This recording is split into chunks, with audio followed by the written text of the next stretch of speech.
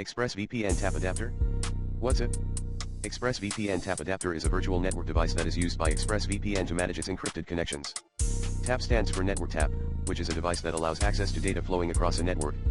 When you connect to ExpressVPN, it redirects your system traffic from your regular network adapters, such as Wi-Fi or Ethernet, to the ExpressVPN TAP adapter, which handles the low-level details of your connection, such as encryption, decryption, and routing.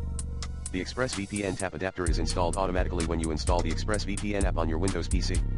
You can find it in the Network Connections window, under TAP adapter. It may also be called TAP Windows Adapter V9 for older versions of ExpressVPN. The ExpressVPN TAP adapter is essential for the proper functioning of ExpressVPN. If it is disabled, missing, or corrupted, you may experience connection issues or errors. To fix these issues, you can try the following steps. Enable the ExpressVPN TAP adapter.